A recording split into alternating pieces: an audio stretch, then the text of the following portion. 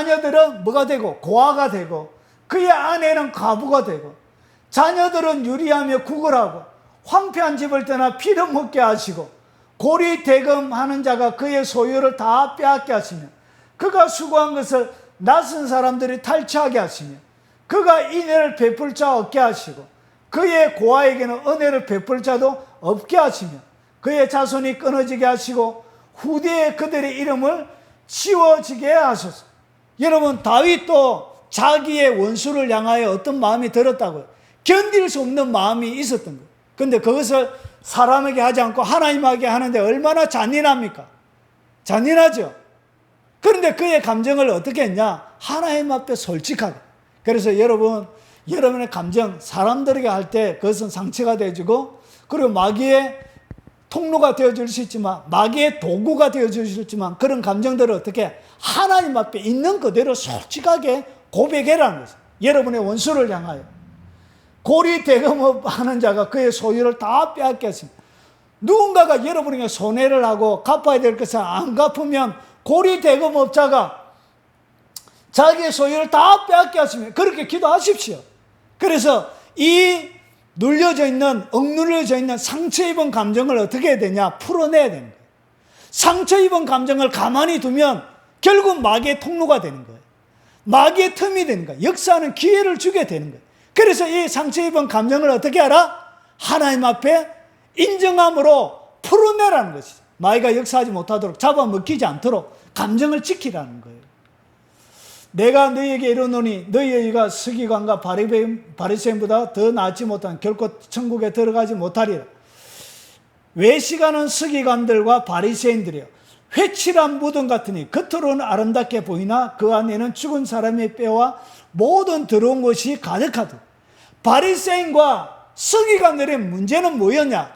자기들 속에는 뭐가 있었다고요? 이리와, 그리고 그들 속에는 온갖 추접하고 더러운 죄들이 가득했지만 상처 입은 억눌린 마귀의 통로로 쓰임받는 엄청난 감정의 영역이 있었지만 겉으로만 어떻게 했다고요? 겉으로만 아름답게 보이고 그 안에는 죽은 사람의 뼈와 모든 더러운 것들이 가득했다는 것이죠. 이런 것들을 하나님이 뭐 한다고요? 싫어하신다는 것이죠. 이런 자들에게 뭐가 있다고요? 화가 있다는 것이죠. 그래서 여러분 가운데서 상처 입을 만한 감정이 생길 때가 있을 것입니다. 그때 여러분 억압하면 안 돼요. 그리고 사람들에게 무분별하게 표현하면 안 돼요. 어떻게 해야 된다고요? 진짜 믿을 만한 몇몇 친구가 있으면 그들과 솔직하게 여러분의 감정을 나누세요. 그때 감정을 풀 때, 그래 나눌 때 풀리는 거예요. 누구하고 수다 떨고 나면 감정이 후련해지죠. 그러한 마찬가지라는 거예요. 그렇게 풀 사람이 없을 때는 누구에게? 하나님께 하시라는 것이죠. 자, 그래서 심리학자들은 사람이 자신의 감정을 솔직하게 나눌 수 있는 친구를 최소한 한 사람이라도 갖지 않고는 정신적으로 건강을 유지할 수 없다라고 말합니다. 그래서 건강한 정신적인 상태를 유지하기 위해서는 진짜 친한 친구가 있어야 된다는 것이, 감정을 나눌 수 있는 친구. 당신이 두세 사람이나 혹은 세 사람이 이런 친구를 가질 수 있다면 참으로 복된 사람이 되는 거예요.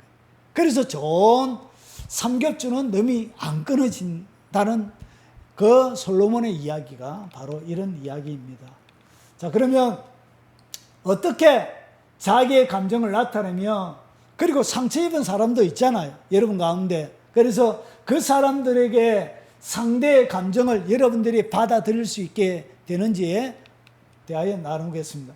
자, 욥이 여러분 그의 모든 인생이 종난 것처럼 모든 재산과 가족들은 다 떠나버리고 몸에도 온몸에 피부병이 돋아나서 귀하 조각으로 그 상처를 긁어야만 되는 그런 가려움증에 그가 시달리고 고통당하고 있었습니다. 바로 그때 친구들이 와서 어떻게 했냐? 너희가, 친구들이 막 엘리바스, 빌다, 소발이 와서 자기들 가지고 있는 하나님의 지식을 막 했는데 그것이 욥에게 아무런 도움이 안 됐던 거예요. 그래서 욥이 얘기하는 거예요. 너희가 남의 말을 꾸짖을 생각을 하니 실망한 자의 말은 바람에 날아가느니라. 그러니까 실망한 감정이 상한 상태에서 그들의 내뱉는 말은 마치 뭐와 같다고요? 말은 바람에 날아가는 그냥 바람과 같은 것인데 거기에 대하여 뭐 한다고요?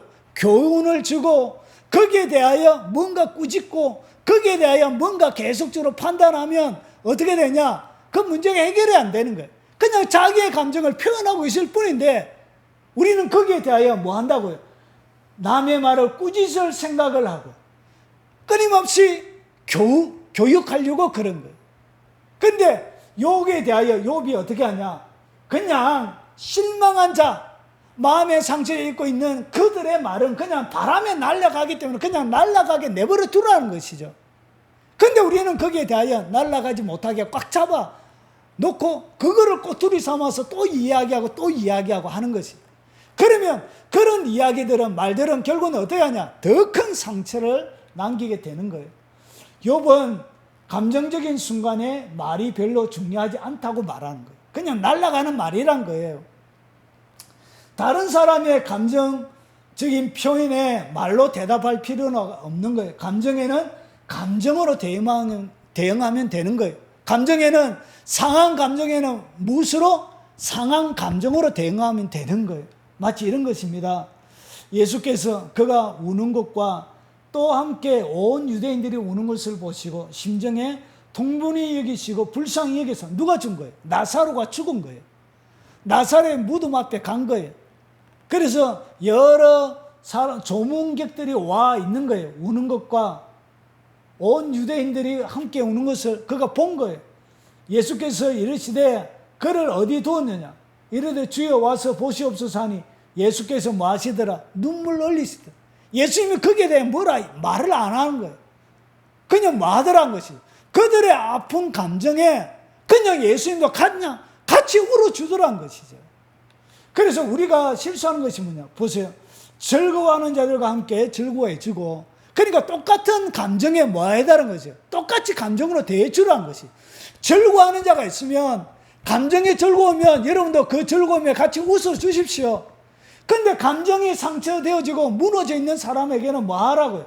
우는 자들을 그냥 함께 울어주면 되는 것입니다. 그래서 감정에는 무엇으로? 감정으로. 우는 자들을 가르치려고 하면 안 돼요. 감정이 상한 자를 가르치려고 하면 안 돼요. 그냥 여러분들이 그냥 감정으로 그냥 대해주시면 되는 것입니다. 자, 그리고 오직 사랑 안에서 참된 것을 하여 범사에 그에게까지 잘할지라. 그러니까 여러분의 참된 것을 하라는 얘기가 뭐냐면 내 심리 상태가 문제가 될 때 여러분이 뭐 하라는 것이죠? 그냥 정직하라는 것이죠. 보세요. 사랑 안에서 참된 것을 하라는 얘기가 뭐예요? 정직하라는 거예요. 옳은 것을 하라는 거예요. 그래서 여러분의 심리 상태가 좋지 않을 때는 솔직하게 내 지금 감정의 상태가 무너져 있기 때문에 뭔가를 받아들일 상황이 아니다라고 여러분이 뭐 해라고요? 솔직하게 정직하게 정직으로 얘기하라는 거지. 그래서 정직이 최선인 거예요. 그러나 사랑을 갖고 여러분이 뭐 한다고요? 사람에게 진실하게 대하라는 거지. 그래서 무너져 있는 상처에게는 여러분 정직하게 진실이 최고입니다. 거짓으로 뭔가 위로하려고 하지 마십시오. 뭔가 안 될 것을 뻔히 알면서 거짓말로 그를 위로하면 뒤에는 더 큰 상처를 입게 되는 것입니다. 그리고 감정이 분노, 긴장, 염려, 억눌림 등으로 감정이 고조되어 있을 때는 중요한 문제를 결정하지 않는 것이 좋습니다. 그러니까 여러분의 감정이 무너져 있을 때는 중요한 결정을 하면 안 돼요. 이때는 올바른 판단을 할 수가 없기에 반드시 나중에는 후회하는 일이 발생하기 쉽습니다. 그러니까 감정이 안 좋은 상태에서 누군가에 가서 누군가의 다른 이야기를 들은 거예요. 여러분을 험담하는 이야기를 들은 거예요. 그래서 그 험담하는 이야기를 전해 듣고 나서 여러분 가운데서 뭐가 있냐? 분노가 일어난 거예요. 그래서 그 분노가 일어나 있는 상태에 가서 바로 그 사람에게 따지지 말라는 것이죠. 뭔가를 하려고 결정을 하지 말라는 것이죠. 그때는 반드시 후회하는 일이 있게 된다는 것이죠. 그래서 다 깔아앉고 난 다음에 차분한 마음으로 뭔가를 그 다음을 결정하라는 것이죠. 자, 마음을 새롭게 하는 것은, 마음을 새롭게 한다는 얘기가 뭐냐? 자신의 생각과 인식을 관리하는 거예요. 그러니까 자기의 생각과 그리고 하나님의 말씀으로 이 인식을 관리하는 거예요. 감정을 잘 조절하는 것, 그리고 사람들과의 관계에서 자신의 감정을 인정하고 정직하게 애정을 갖고 표현하는 것이 포함됩니다. 이것이 마음을 새롭게 하는 거예요. 자신의 감정을 적절히 처리할 때 마귀가 당신의 삶에 발판을 붙이지 못합니다. 그러니까 감정이 무너지지 않는 이상 마귀는 뭐 할 수 없다고요. 마귀는 여러분을 잠식하거나 잡아먹거나 마귀가 들어올 수 있는 통로는 없는 거예요. 그래서 하나님의 말씀으로 감정을 잘 조절하는 것이 그렇게 중요한 거예요. 자, 이것을 전체적으로 정리를 한번 해보겠습니다. 자, 어떻게 감정적인 상처를 치료할 것인가? 이런 거요. 여러분, 과거에 여러 가지 경험들이 있습니다. 감정, 상처 입은, 과거에 상처 입은 감정, 그것을 갖다가 뭐라고 하냐? 옛 감정이라 그럽니다. 옛 감정. 옛날의 감정적은 의식 속에 깊이 잠복해 있는 오래된 감정이에요. 그러니까 상처 입은 이 옛날의 감정은 없어지지 않아요. 그리고 과거에 생긴 이 감정적인 상처, 이 짐은 항상 사라지지 않고 남아 있습니다. 여러분이 살아가는 일생 동안 이 감정의 상처는 남아 있습니다. 그래서 현재에 어떤 일이 일어난 거예요. 현재에 어떤 사건이 딱 일어나면 이 사건이 옛날에 여러분에게 있었던 그런 옛 감정과 비슷하게 일어나는 거예요. 그러면 뭐가 생기느냐? 옛 감정들이 살아나기 시작하는 거예요. 옛날에, 지금에 일어나는 사건은 옛날 사건하고는 아무런 상관이 없는데 그 옛날에 일어났던, 여러분을 지배했던 그 옛 감정들이 현재 일어난 사건을 어떻게 하냐? 지배하기 시작하는 거예요. 근데 이때 여러분이 어떻게 해야 되냐? 옛 감정이 말씀을 통과하게 하는 것이죠. 옛날에 일어났던 이 감정이 여러분의 하나님의 말씀을 딱 통과하게 해서 이 인식을 바꾸는 거예요. 감정은 어디로 바꾼다고요? 인식을 통하여 바꾸죠. 그래서 이 감정, 옛날에 일어났던 이런 감정들, 현재에 생기는 감정들을 말씀을 딱 통과하게 해서 어떻게 했냐? 새 감정이 생기는 거예요.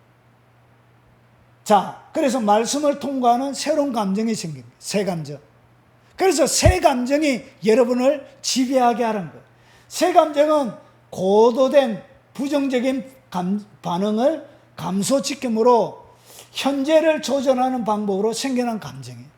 자, 그래서 당신의 신분에 붙여서 자신의 과거를 보라는 것이죠. 진리를 믿고 믿음으로 행할 때 우리는 자유롭게 되는 거예요. 자, 이것을 좀 더 여러분이 피부에 와닿게 한번 해보겠습니다. 여러분이 새로운 신자로, 기존의 신자로 어떤 교회에 들어간 거예요. 어떤 교회에 딱 들어가니까 어떤 일이 벌어지냐? 공동체 속에서 여러분을 외면하고 여러분들이 누군가에게 소외당하는 느낌이 드는 거예요. 그런데 이 소외당하는 느낌이 드는 순간 옛날에 여러분의 어린 시절 학교에서 왕따당한 그런 아픈 기억을 가지고 있는 거예요. 왕따당한 상처 입은 감정을 가지고 있는 거예요. 여기 옛 감정이죠. 그런데 이 옛 감정이 어떻게 했냐? 옛 감정이 지금 여러분의 현재 일어난 이 사건과 같이 여러분 속에 어떤 거냐? 외로움과 고립감을 주는 거예요. 그런데 외로움과 이 고립감을 여러분이 가만히 내버려 두지 마시고 어떻게 해라고? 이 옛 감정을 어떻게 하나님의 말씀에 통과시키라는 것이죠. 그래서 어떻게 하냐? 하나님의 말씀에 통과시키니까 옛날에는 여러분들이 왕따를 당했지만 지금은 어떤 사람이냐? 나는 하나님의 자녀이고 하나님께서 자기를 위하여 아들을 십자가에 죽이면서까지 나를 향한 사랑을 보여주신 하나님의 사랑의 대상이고 세상 끝날까지 성령으로 함께 하신다고 약속하셨던 그런 사람이 지금 나이라는 것이죠. 그래서 하나님의 말씀에, 지금 하나님의 말씀의 신분에 비춰서 나를 보라는 거예요. 지금에 일어나고 있는 이런 옛날의 감정에 여러분이 사로잡히지 말고 하나님의 말씀에 비춰서, 진리에 비춰서 여러분을 보라는 거예요. 여러분을 보면서 말씀을 딱 통과시키니까 어떤 일이 벌어져요? 이제 난 영원히 혼자가 아니다. 나는 스스로가 내가 스스로 나를 고립시키지 않으면 아무도 나를 소외시키는 게 없다. 이런 새로운 마음이 말씀을 통과시키니까, 말씀을 비춰서 나의 신분을 확인하니까 어떻게 되죠? 옛 감정에 사로잡히지 않고 상처 입은 옛 감정의 지배함을 받아서 마귀의 공격을 당하는 것이 아니라 말씀의 지배 속에 내 감정이 통제를 받음으로 새 감정으로 말씀 속에서 자유를 누리면서 살아가게 되는 거예요. 이거 무슨 말인지 이해가 되시죠? 예. 자, 이렇게 여러분의 감정을 말씀을 통과시켜서 통제를 하라는 것이죠. 그래서 감정을 말씀으로 통제하라. 말씀을 거치지 않는 그 말씀은 진짜 감정이 아니다는 것이죠. 그것은 거짓말이고, 결국 마귀가 속임수로 여러분을 잡아먹기 위해서 여러분을 속이는 거짓말이라는 것이죠. 그래서 옛 감정에 마귀의 꾀임수에, 속임수에 넘어가서 여러분이 먹잇감이 되지 말라는 것이죠. 자, 그러면 어떻게 여러분이 상처 입은 감정을 치료할 수 있게 되는가? 여러분이 옛날에 감정들이 많이 있습니다. 상처 입은 옛날에 아픈 상처들이 많이 있을 것입니다. 그러면 이것을 어떻게 내가 치료할 것인가? 자, 과거의 상처를 해결하는 두 번째 단계는 당신에게 상처를 주었던 사람들을 많은 것이라고. 용서하는 거예요. 용서하는 거. 여러분, 상처 입은 감정을 계속 가지고 있는 한 여러분들에게는 뭐가 없냐? 자유가 없습니다. 여러분들에게 영적인 성장이 없습니다. 하나님의 기쁨과 자유가 없습니다. 여러분 자라날 수가 없어요. 하나님의 영광을 경험할 수가 없어요. 상처 입은 이 감정을 여러분 스스로가 치료해야 합니다. 그래서 마귀의 속박 속에서 상처 입은 감정을 치료함으로 여러분이 벗어나야 되는 것이죠. 여기에 머물러 있는 이상 어떠한 자유도 누릴 수 없게 되는 것입니다. 그래서 여러분들 어떻게 했냐? 여러분의 상처 입었던 사람들을 여러분이 용서해야 합니다. 자, 하나님께서 그것을 여러분에게 요구하십니다. 너희가 사람의 잘못을 용서하면 너희 하늘 아버지께서도 너희 잘못을 용서하시려니와 너희가 사람의 잘못을 용서하지 아니하면 너희 아버지께서도 너희 잘못을 용서하지 아니하시리. 여러분이 하나님 앞에 용서받기 위하여 여러분이 뭐 하는 것이죠? 용서하는 것입니다. 그러니까 이 용서란 것은 나를 위해 하는 것입니다. 내가 더 이상 마귀의 밥이 되어지지 않기 위해서 내가 이제 용기 되어서 나에게 상처 준 그 사람을 내가 용서하면서 들어가는 것입니다. 내가 용서받기 위하여. 자, 베드로가 나와 주여 형제가 내게 죄를 범하면 몇 번이나 용서하여 주리까? 7번까지 하오리까? 예수께서 이르시되 내가 내게 이르노니 7번뿐만 아니라 7번을 70번씩까지라도 할지니라. 그래서 끊임없이 여러분의 죄 지은 사람을 주님은 뭐 하신다고? 용서하라고 요구하시는 것이죠. 왜 요구하시느냐? 여러분이 용서함을 받기 위해서, 결국은 마귀에게 여러분이 잡아먹히지 않기 위해서, 여러분을 지키기 위해서 하나님께서 용서하라고 요구하고 명령하고 계신 것입니다. 그리고 보십시오. 사탄의 함정에 빠져들지 않기 위해서 그런 것입니다.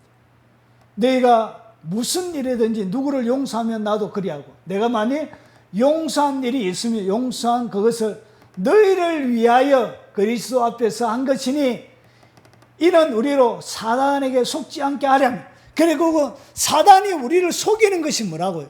용서하지 말라라고 끊임없이 원수 갚아라고 하는 것이 뭐냐? 그것이 바로 사단의 속임수란 것이에요. 사단의 속임수에 넘어가지 않기 위하여 여러분이 어떻게 되냐? 함정에 빠지지 않기 위하여 여러분이 용서해야 된다는 것이요. 우리는 그 계책을 알지 못하는 바가 아니로다. 이것은 사단의 계책이에요. 여러분을 속박하기 위한, 여러분을 감금하기 위한 사단의 계책이 뭐라고요? 그것이 용서하지 말라고 그런 것이고, 상처 입은 그 마음으로 계속 살아라는 것이죠. 그것이 사단의 견고한 진이 되기 때문에 그런 것입니다. 신자들이 다른 사람을 용서하는 것이 그의 삶을 사단에게 내어주는 출발점인 것입니다. 결국은 우리가 용서하지 않는 것은 내 자신을 사단에게 내어주는 출발점이 되는 거예요. 용서하지 않는 것은 우리의 삶에서 사단을 공개적으로 초청하는 거죠. 그래서 내가 용서하지 않는 것은 사단에게 내 삶을 정령해라고, 내 삶을 정복해 주십시오라고 하는 초청장과 같은 것이에요. 그래서 어떻게 되냐? 여러분이 용서해야 되는 것입니다. 자, 용서는 모든 성도의 마땅한 자세입니다.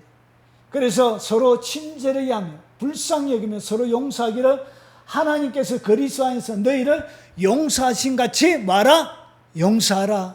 이것은 성도의 마땅한 것입니다. 그래서 용서하지 못하는 마음속에 뭐가 있냐? 모든 악동, 노함, 분냄, 떠드는 것, 비방하는 것을 모든 악의와 함께 버리고, 결국 용서하지 못할 때 우리 속에는 악독, 노함, 분냄, 떠드는 것, 비방, 이것은 누구의 마음속에 있나? 사단의 마음속에 있는 거예요. 결국은 사단의 마음속에 있는 것이 우리에게 그대로 전이가 되어진 거예요. 결국은 마귀의 앞잡이 노릇을 하게 되어지는 거예요. 교회 다니면서 결국은 그가 교회 다니는 모든 주님을 섬긴다고 하는 그 섬김의 모든 행위는 주님을 섬긴 것이 아니라 마귀를 경배하는, 마귀에게 제사하는 것과 똑같은 것이에요. 그래서 마귀를 섬긴 삶이 되어진 거예요. 마귀를 경배하는 삶이 되어진 거예요. 결국 용서하지 못하는 것은 마귀에게 하는 마귀의 제사요, 마귀에게 드리는 예배입니다. 그래서 용서해야 되는 거예요. 여러분이 용서하지 않으면 어떻게 하냐? 마음이 더러워져요. 용서하지 않으면 마음이 더러워지고, 그리고 용서하지 아니하면 미워하는 사람을 닮게 돼요. 왜 미워하는 사람을 닮게 되어지냐? 그 사람을 계속 생각하는 거예요. 여러분의 상처 입힌 사람을 계속 집중적으로 생각하는 거예요. 결국은 집중적으로 생각하니까 계속 어떻게 하냐? 그 사람을 품기 때문에 그 사람과 닮아가는 거예요. 그 사람을 묵상하고 그 사람을 생각하니까 그 사람과 똑같이 되어져가는 거예요. 그래, 예수님을 생각하고 묵상하면 그분을 닮아가는데, 그것이 아니라 여러분의 상처 준 사람을 계속 생각하니까 그 사람과 똑같아지는 거예요. 그리고 용서하지 아니하면 모든 대인관계가 회복이 되어지잖아. 결국 용서 안 하니까 어떻게 했냐? 원만한 대인관계가 안 되는 거예요. 부모와 자식, 형제와 형제, 그리고 이웃관계, 모든 대인관계들이 다 끊어져서 어떻게 되냐? 여러분 평생 동안 외롭고 쓸쓸하게 인생을 살다가 여러분 스스로가 여러분의 인생을 비참하게 만들고 소외시켜서 여러분의 인생을 마무리 짓게 하는 거예요. 용서하지 않으면 몸이 어떻게? 죄가 있으니까 쇠약해지고 마음의 상처가 치유가 안 되었습니다. 그래서 마음의 상처가 끊임없이 남아있는 거예요. 그래서 평생 동안 뭐가 없다고요? 자유와 기쁨이 없는 거예요. 그리고 용서하지 않으면 과거에 묶이게 되고 결국은 외롭게 사는 거예요. 결국은 용서해야 모든 속박에서, 과거에서 어떤 일이 벌어지냐? 자유를 얻는 거예요. 자유 누리길 원하십니까? 그럼 뭐 해야 된다고요? 용서해야 되는 것입니다. 자, 그러면 용서가 뭐냐? 용서는 내가 이제 결단하는 거예요. 결단.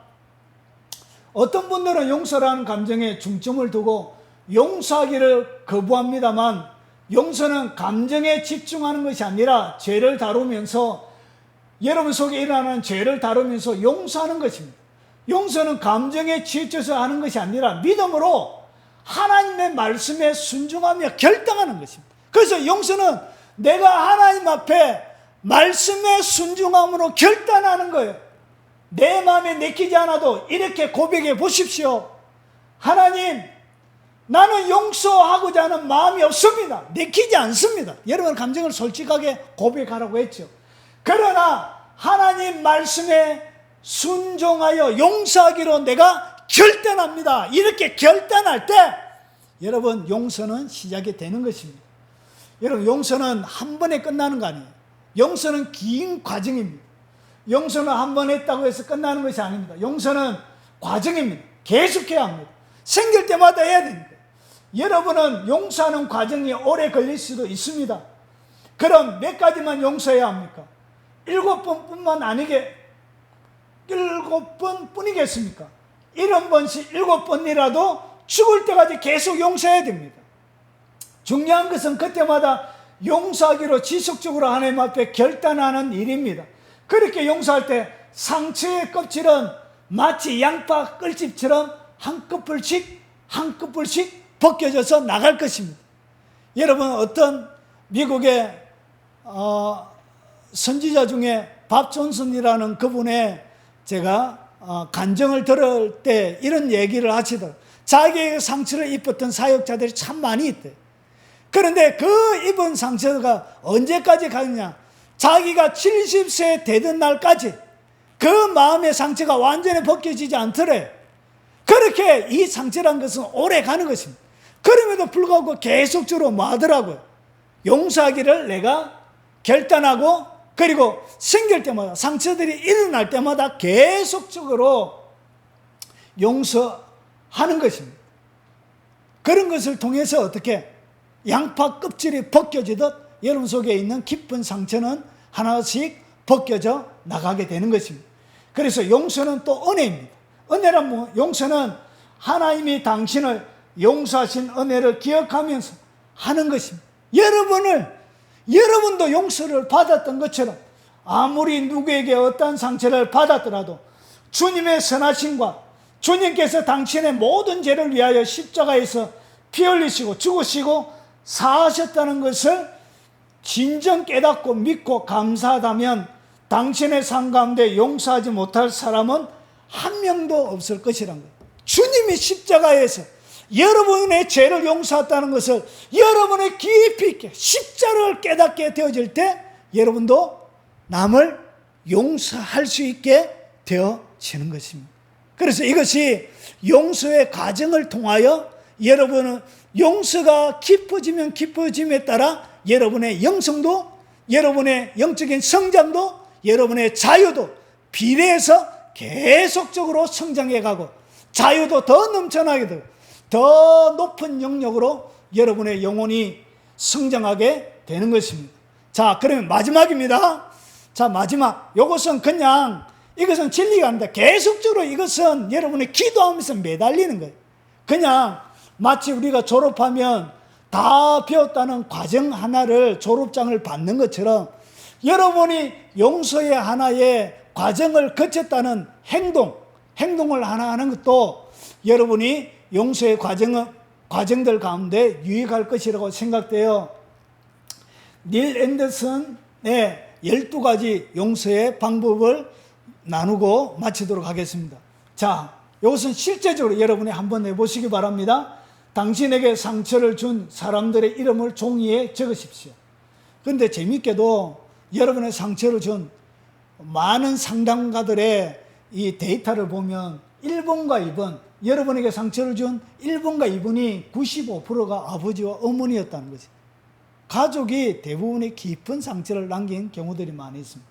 그리고 자신의 상처와 정오, 자신이 갖고 있는 감정들을 상세하게 종이에다가 한번 적어 보십시오. 요거는 실제로 여러분 영상을 접하면서 종이 내에서 한번 해보십시오. 그리고 십자가의 의미를 여러분은 깨달으십시오.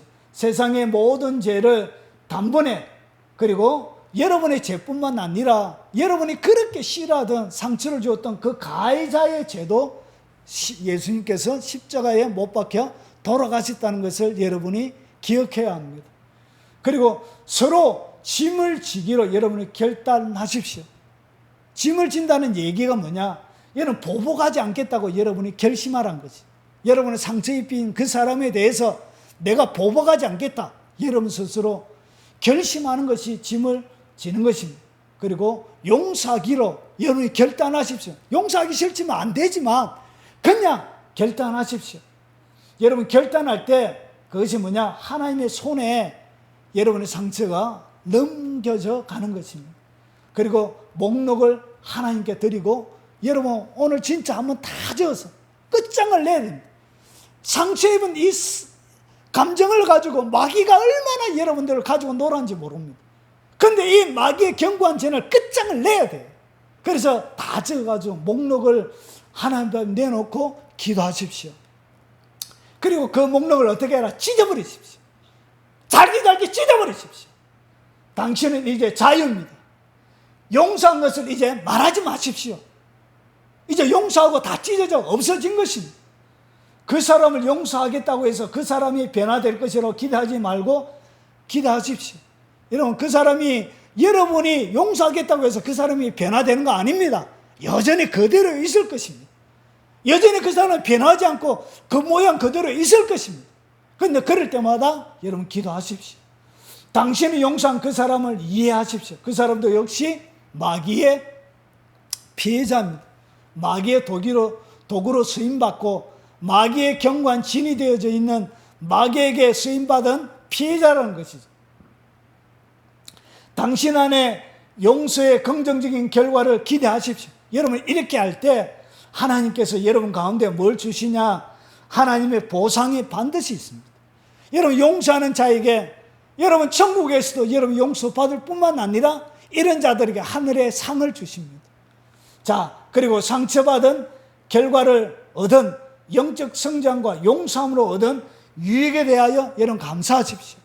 여러분 많은 유익들이 여러분의 삶들 가운데 이제 더 이상 마귀의 종노릇 하지 않고 그리고 마귀에게 틈을 줘서 기회를 줘서 문이 되어져서 그렇게 감정적으로 당하는 처절한 패배의 감정, 마귀의 조롱당하는 일은 없을 것입니다. 그래서 어떻게 했냐? 영적인 성장과 용서함으로 여러분의 삶들 가운데 많은 유익이 생길 것입니다. 그리고 마지막입니다. 상처를 받은 것에 일부 책임이 당신에게도 있다는 것을 여러분 인정하십시오. 여러분 일방적으로 상처를 주고받는 건 없습니다. 여러분들도 일정의 책임이 있다고 여러분 고백하고 하나님 앞에 나아갈 때 두 번째 안수가 기름 부음이 임합니다.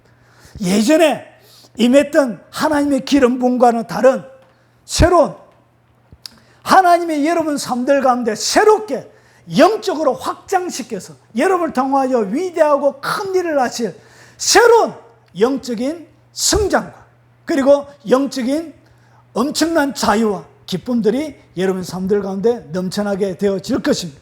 그래서 말씀으로 여러분의 감정을 통제하여 온전히 하나님께서 주시는 자유와 평화와 넘치는 성장 가운데 하나님의 영광을 담아